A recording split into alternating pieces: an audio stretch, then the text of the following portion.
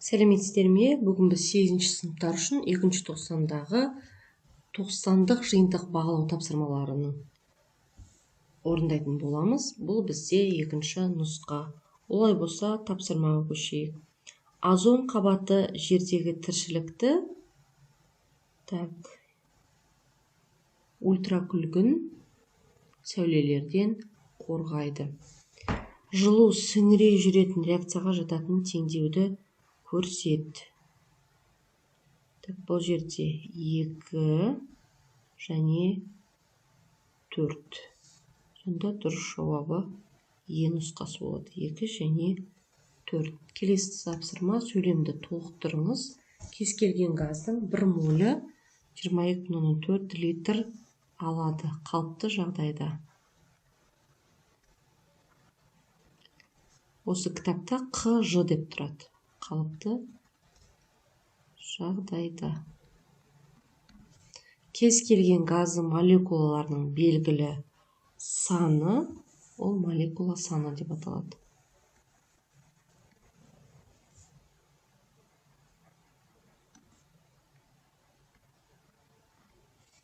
Бірдей жағдайда әртүрлі газдардың бірдей көлеміндегі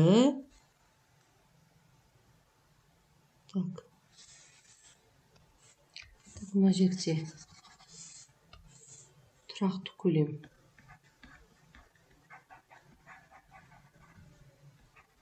Тұрақты көлем алады. Бірдей жағдайда әртүрлі газдардың бірдей көлеміндегі молекула саны бірдей болады.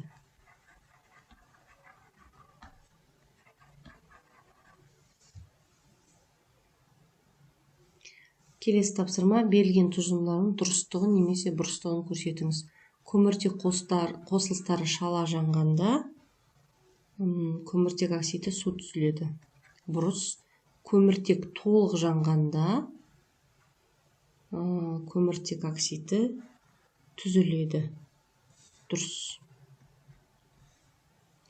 Келесі тапсырма: қосылыстың кестені толтыру керек. Қосылыстың атауы азот 2 моль. 2 моль болған кезде бұл жерде 56 грамм болады. Бөлшектер саны 12,04 көбейтілген 10-23 дәрежесі. Тұз қышқылы 109,5 грамм болса, значит бұл жерде 3 моль жұмсалып тұр. Мына жерде 18-де 6 көбейтілген 10-23 дәрежесі. HCO 6-да 2 берілген екен, онда 1 моль. Мына жерде 18 грамм болады. Келесі тапсырма: суретте экзотермиялық эндотермиялық процестің сызбалары көрсетілген. Қандай процесс көрсетілген? Бізде экзотермиялық,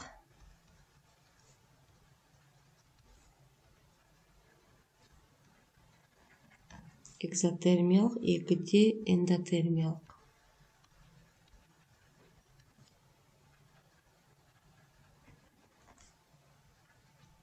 Қай сурет қай үдеріске сәйкес келеді?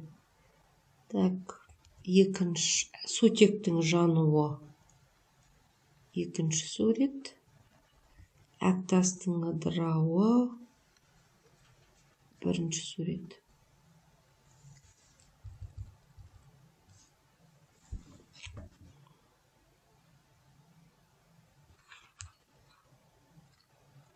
Және эндотермиялық. Тағы да көріп өтейін. Мына жерде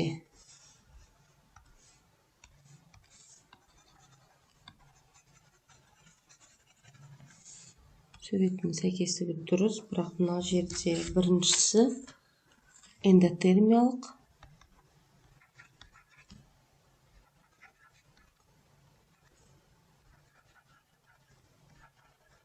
2-шіде экзотермиялық.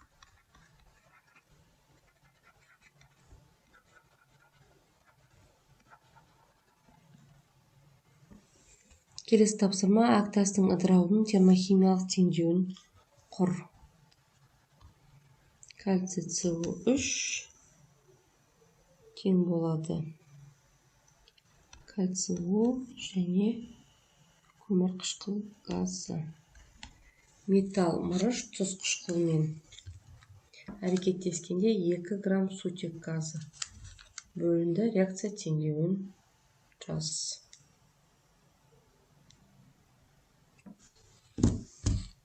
Мырыш тұз қышқылмен әрекеттесіп, цинк, хлор-2 және сутек газын бөледі. Тұз қышқылының массасын есепте. Масса тең N көбейтілген молярлық масса. 2 моль, себебі алдында 2 тұр. 36,5 грамм моль. Моль мен моль қысқарады, 73 грамм шығады. Ары қарай мырыш металының зат мөлшерін есепте. Бұл жерде арылында ештеңке жоқ, оның мөлшері 1 моль. Келесі тапсырма: өнеркәсіпте сутекті алу жолдарын жазыңыздар. Мысалы, жоғары температура көмірді су буымен әрекеттестіріп, сутегін алу теңдеуін жазып теңестіріңіз. С плюс H2O, СО және сутек газы. Суретте АБС шарлары азот оксиді көмір қышқыл газы сутекпен толтырылған, қай шар сутегімен толтырылған.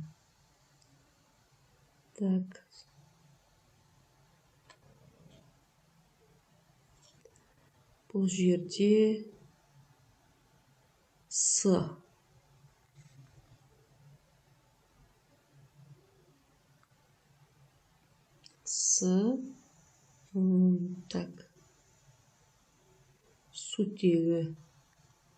Сутегі шары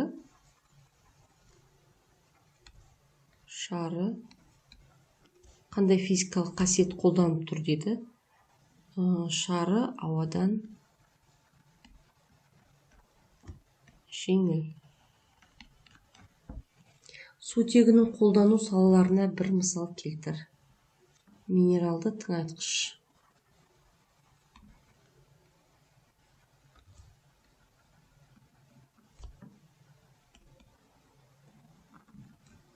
Келесі: егер сутекті балқытқанда күкіртке жіберсе, шіріген жұмыртқаның иісіндей газ күкірт-сутек түзіледі. Реакция теңдеуін жазыңыз. H2 қосылған S тең H2S. Калий хлоратының айырылу теңдеуін жазыңыз. 2 калий хлор O3 тең болады калий хлориді және 3O2. Зертханада оттекті алудың қандай әдісін білесің? Калий перманганатын қыздыру. Перманганатын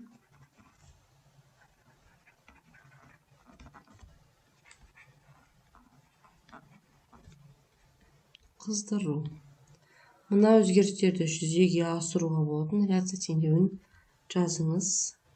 2H2O2-ні ыдыратып, 2H2O және оттек газын аламыз. С плюс O2 тең болады көмір қышқыл газы. Ары қарай оттек адам іс-әрекетінің түрлі салаларына қолданылады. Медицинада сұйық оттек не үшін қолданылады? Тыныс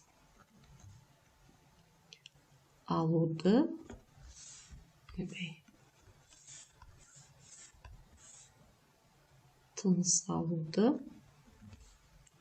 жеңілдету үшін.